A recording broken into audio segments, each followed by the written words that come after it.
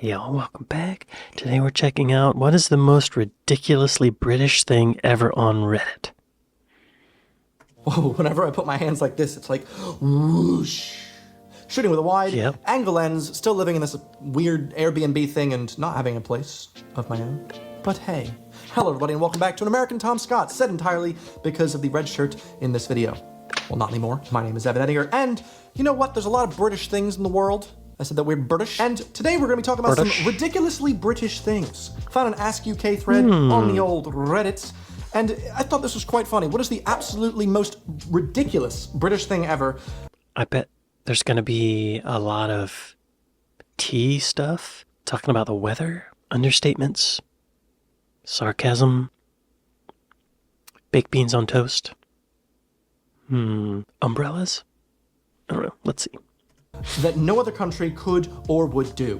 Also, today's video is sponsored by The Week magazine, because they know there's multiple sides to every story. You'll hear more about that later on in the video. But what is the most ridiculous thing ever? Well, OP of the Reddit thread has one thing to say. They say, for me, it was the Jaffa cake being a biscuit or a cake, and that being a legal case against HMRC, where McVitie's, I can't pronounce that right, won by baking an actual massive Jaffa cake to prove it was a cake. So very ridiculously British. If you guys aren't aware, yes, there's an incredibly British thing to have happened. Essentially, the company McVitie's make loads of biscuits, right? Or in the US, cookies. You go to the cookie aisle, there'll be loads of different types. You got digestives, you got hobnobs, and you also have Jaffa cakes. Now, the thing that you need to know about Jaffa cakes is that for all intents and purposes, they are kind of a biscuit. They're very, I mean, unless you want to call it a tiny cake, but the difference between biscuits and cakes in the UK, at least in terms of taxes and HMRC, Her Majesty's Royalties and Customs, is that cookies get the full tax treatment, but cakes, they're actually known as a staple food. Somehow. Everyone eats cake, and so they're zero rated. There's no tax on that. And so there's a big legal battle where the company was like, they're actually cakes, we don't want to pay that tax, they're not biscuits, and they won. Cake's in the name. Yeah. That was big news. It's a big news. Jaffa cakes, it's in the name, actually cakes, just really tiny. That makes sense to me. It's in the name, but it does look like a cookie. Are they soft or are they hard? I feel like they look like they would be hard. Really tiny. Either way, next up, what we got here is biscuits being passed around the office and everyone pretending they didn't notice until it gets to them and then they're like, oh, thanks, yeah. But he mentioned this on another episode. I just reacted to it. Yeah. Absolutely. It's like the same thing, not just with biscuits, but with a birthday card. So like you see someone passing around the birthday card because it's someone's birthday in the office and you have to be like, yeah, I'm just working. No, I'm just, Oh yes, birthday card, yes, I'll sign. Very, very ridiculously British. I feel like I was the exact opposite though when it came to like cakes and things. As soon as I figured out there was a cake, I'm gonna be the first one to get a slice outside of the birthday boy, okay? I'm a big fatty. The most watched program in the country, 2 years in a row, was the final of a baking competition. I can't think of many countries where the equivalent of a televised village fete would be more watched than big sports features or big political broadcasts. I did not know that. The Great British Bake Off, or as they say in America, I've heard of that. Great British Baking Show, was really the most watched program in the UK. I believe it, but that is an incredibly British thing. I feel like there's no way any other program could surpass the Super Bowl more recently, right? I'm fairly certain it's always the Super Bowl every year. Also, the fact that for 3 years now, our Christmas #1 has been... Hang on. How many people watched that season finale? What's the viewership like for the Great British Bake Off? Overnight ratings don't account for catch-up viewing, however, which can typically add another 2 million views for a show like Bake Off. Series 12's finale, for example, was watched by 9.2 million people in total. Live. Wow. Yeah, I don't think that would happen in America, huh? Maybe France? Do they love baking in France? Maybe? It's always the Super Bowl every year. Also, the fact that for 3 years now, our Christmas #1 has been a sausage roll related song. I'm very, very happy with this. I love Lad Baby, and even more that he does all of this for charity. Oh, I'm not aware of this. Sausage roll related Christmas songs. You guys over here are very obsessed with the Christmas #1. What song is #1 in the charts for the Christmas week? Why? I guess it's tradition. It's just tradition. Yeah, we don't. That's not really a thing here. And Hang on. John I want to hear this song. Lad Baby? Huh? I love sausage rolls. Go, go, go. Can't do this. Of course we can do it. Right, where's the ladder? Right, go on. You can get in anywhere holding a ladder. Oh my Abbey God. Road? What? They're Abbey going Road. inside. Quick. Cannot believe that worked. Of course it worked, babe. I told you. Anything with a ladder. Right, put it down, quick. Right.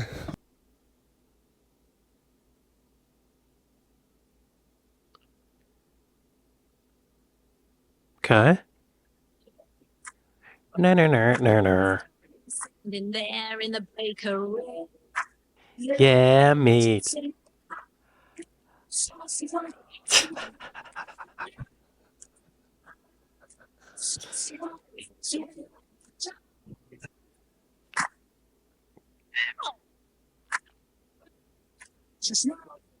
As she took hold of my skirt.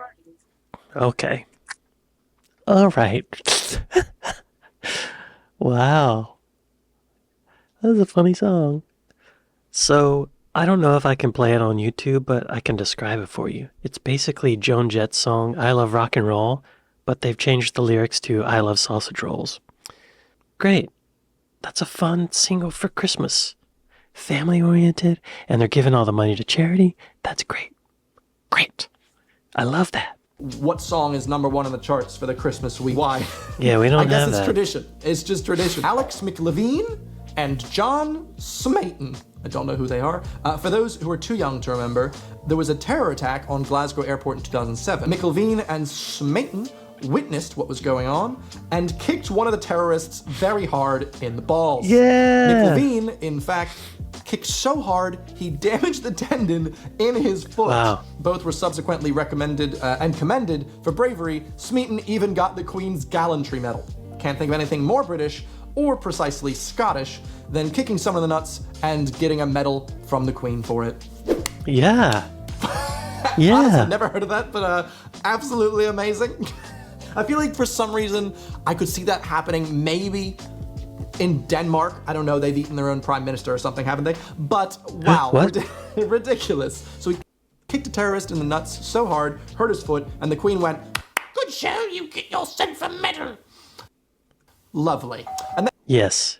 June 30th, 2007, a dark green Jeep Cherokee loaded with propane canisters was driven at the glass doors of the Glasgow Airport terminal and set ablaze. The car's driver was severely burnt in the ensuing fire, and 5 members of the public were injured. Both of the car's occupants were apprehended at the scene. Within 3 days, Scotland Yard had confirmed that 8 people had been taken into custody. When the Jeep failed to explode, one man threw petrol bombs from the passenger seat, and the other doused himself in petrol and set it alight. Police indicated the vehicle burst into flames when it was driven at the terminal.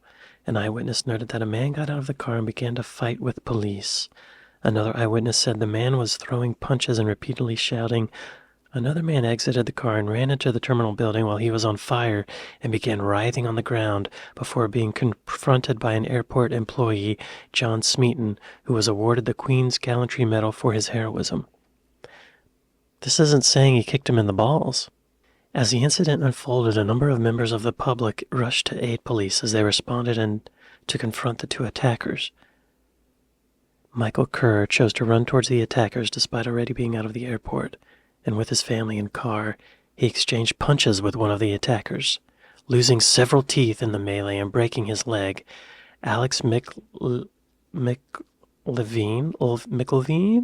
a taxi driver, saw what was unfolding, and after approaching one of them, famously kicked the terrorist so hard in the groin that he tore a tendon in his own foot. Stephen Clarkson tackled one of them, allowing police the opportunity to detain him. Retired firefighter Henry Lambie saw the incident unfolding and rushed to help. He initially tried to put out the fire of the Jeep before then using the extinguisher to try and put out the guy. John Smeaton, the bag handler, was off duty when he saw the incident start to develop. He heard 3 explosions as he smoked a cigarette during his break. He ran over to help the police. Smeaton confronted and with others kicked one of them, who later... Oh, the guy was burning. During the incident, Smeaton also helped drag Michael Kerr to safety after Kerr had been left lying with a broken leg beside the burning Jeep after fighting with the guy. The incident has been described as inspiring others to take personal initiative and act decisively in a crisis. Yeah. Wow. It's hard to know what I would do in that situation. I'd like to think I would help out, but I might just be frozen. You know? Not know what to do. Not want to get in the way. People doing it?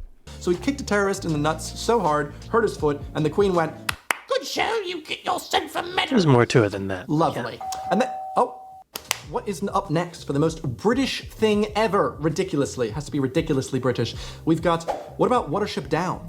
You know that kids film where the rabbits are being ripped apart for kids? 63 rabbits die on screen in 91 minutes? What? Luckily I missed that. We had some scary films growing up as a kid, but 63 rabbits die on screen. See also Animals of Farthing Wood. I'm still traumatized by that and I'm in my mid-30s. I haven't seen this, but the only thing I can think of comparable that we had that you also must have had is like The Secret of Nim. Is that what it was? The one with the lab rats? It's not nearly... Really messed up film. All the films from that director. Really, really like, as it for a kid, like, oh geez. Yeah, Secret of Nim was dark, but not like Watership Down. Oh my gosh. I feel like there needs to be an age restriction, like maybe 45? You should be 45 years old before you can watch Watership Down, something like that. Really dark. Bodie McBoatface.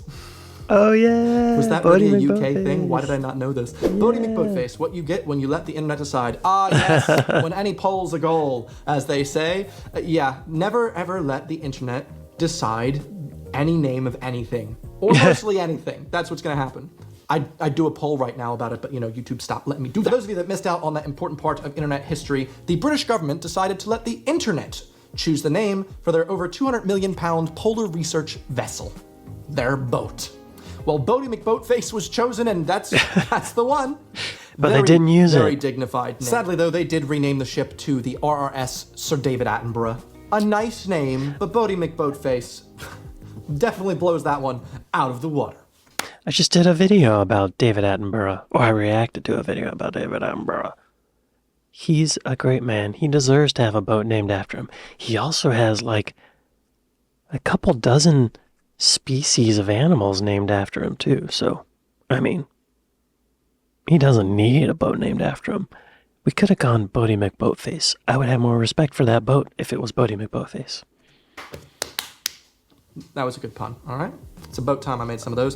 Complain about houses being built on the Greenbelt while living in a house that was once built on Greenbelt land. What is that? What's Greenbelt? To be honest, the place that I'm hoping to buy soon, which is, you know, brand new properties being built. I've already seen people like in the group of other residents in that area protesting about more houses being built nearby. When I'm like, but the one that you're in was literally just built. So you're like, now that I've got this, nobody else can have a place nearby. I get the reasoning, but also I do find it funny, the lack of self-awareness a bit. Oh, there we go. It's literally the next one. Complaining about new build. What's a greenbelt? Greenbelt. Greenbelt. A greenbelt is a policy and land use zone designation used in land use planning to retain areas of largely undeveloped wild or agricultural land surrounding or neighboring urban areas. The more general term in the United States is green space. Oh, okay. Oh, okay. Here's a green belt around the city of York. Okay. Okay. I see. Yes. This, nobody else can have a place nearby. I get the reasoning, but also I do find it funny, the lack of self-awareness a bit. Ah, there we go. It's literally the next one. Complaining about new builds when once your house was a new build. Literally within like 2 years. Like I said, it's really interesting. Just built, and yet people are like, no more, actually. The housing situation's been solved for me.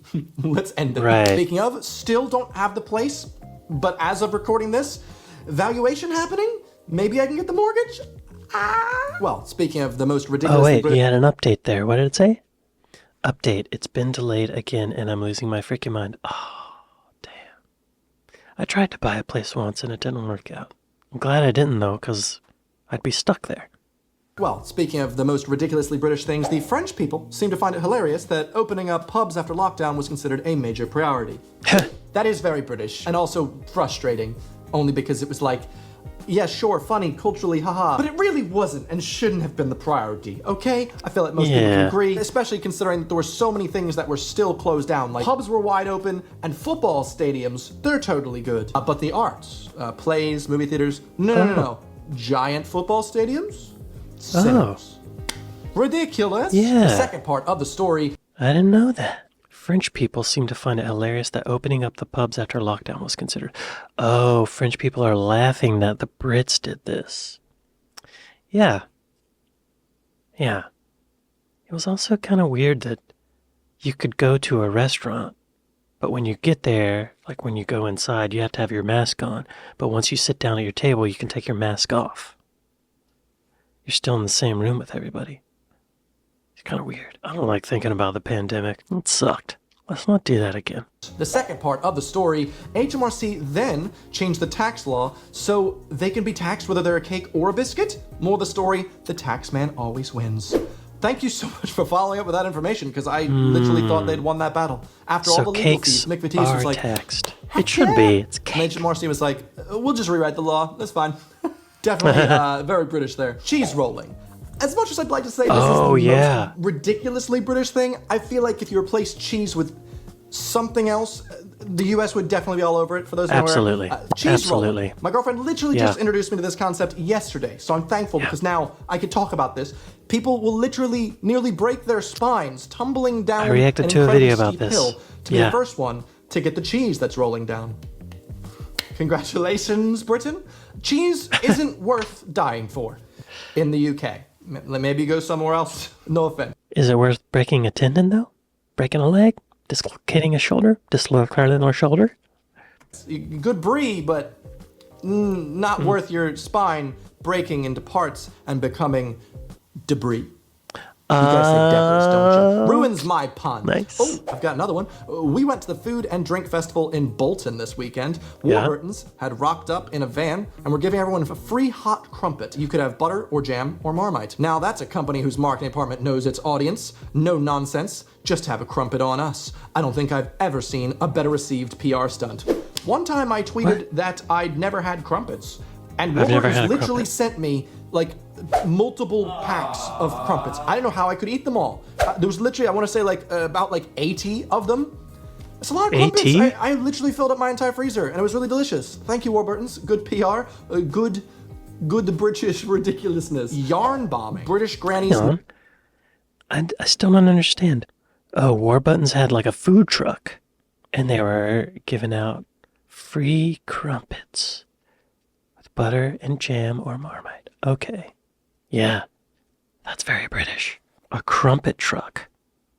Yeah, that's very British. We ain't got no crumpet vans in the US. Yarn bombing. British grannies knit hats for post boxes, and it's the most British thing I've ever seen. It's awesome. Oh, that sounds so adorable. Also, yes, ridiculously British. I've never heard of this. Let me look up some photos. It's a type of graffiti or street art that employs colorful displays of knitted or crocheted yarn. Yes, show me. Congratulations, Britain. Ridiculously British. Wow, some of these yarn bombs displays are wild. Look at that. Oh, that looks so pretty. Oh my gosh, someone yarn bombed themselves. Nice. You learn something about this country every day. I've never heard of yarn bombing, but I think I love it. Doesn't the yarn get gross after a while?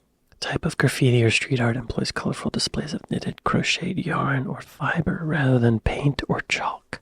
Wow. Oh, there's teapots. Oh, that's so British. Oh. Oh.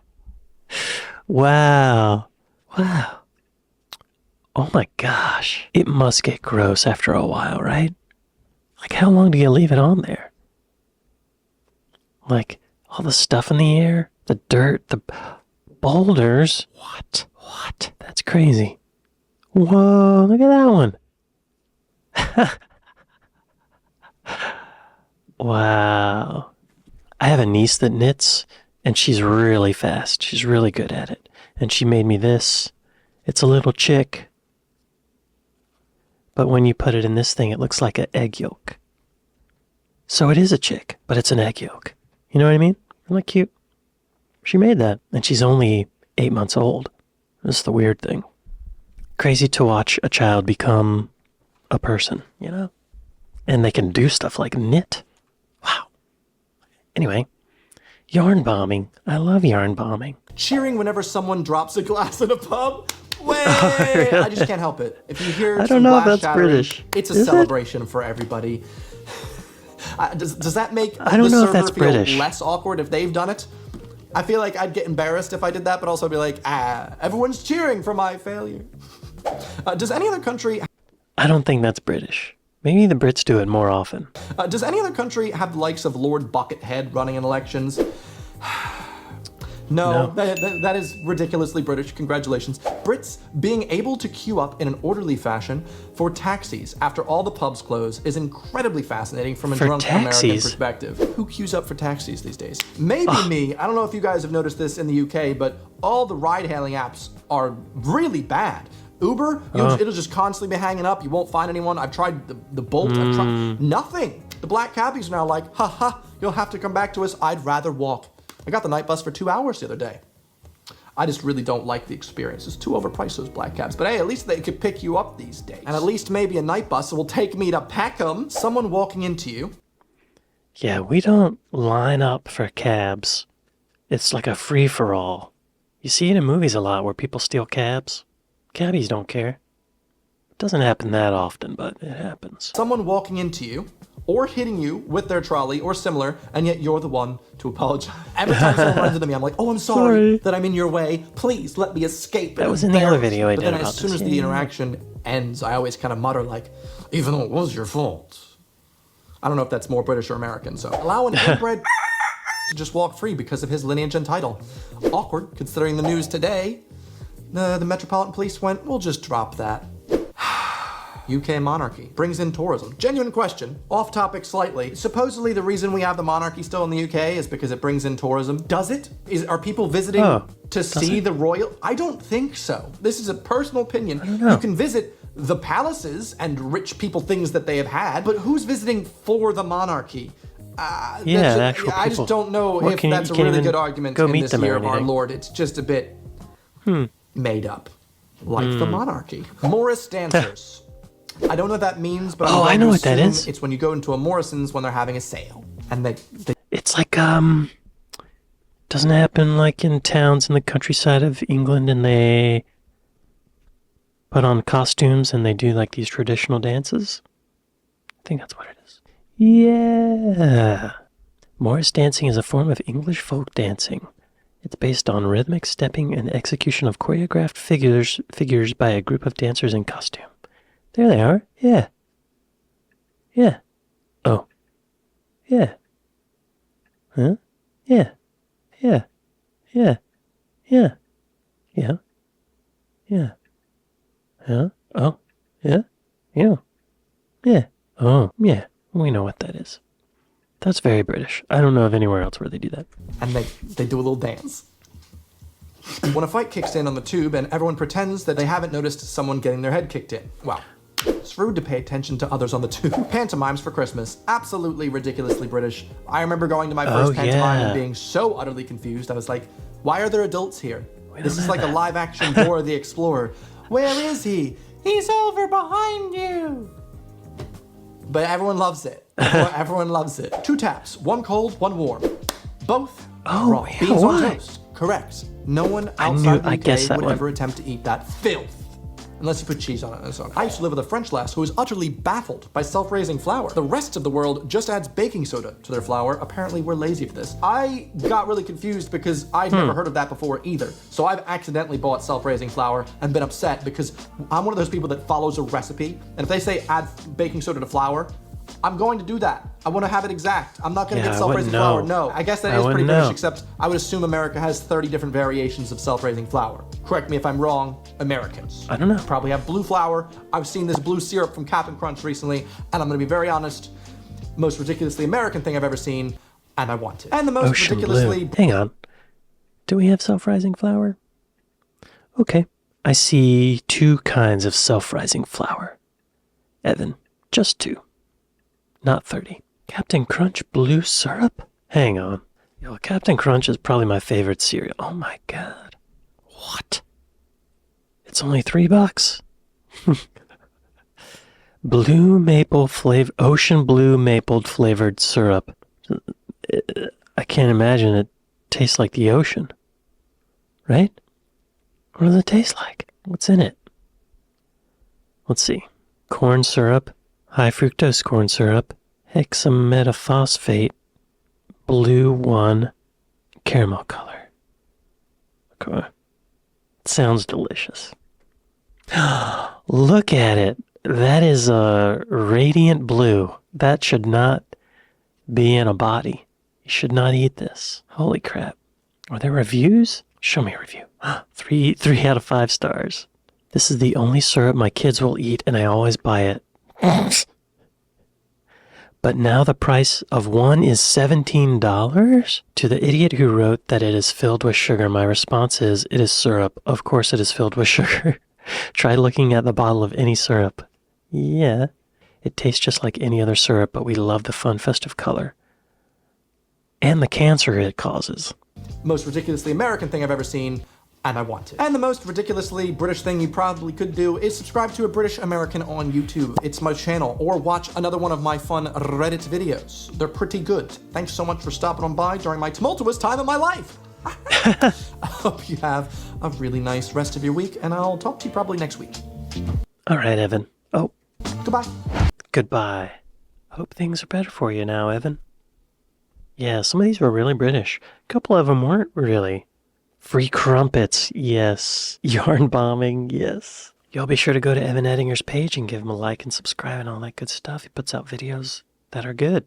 It's good. He's good. Anyway, thanks for watching this with me, and I'll see you tomorrow. Later.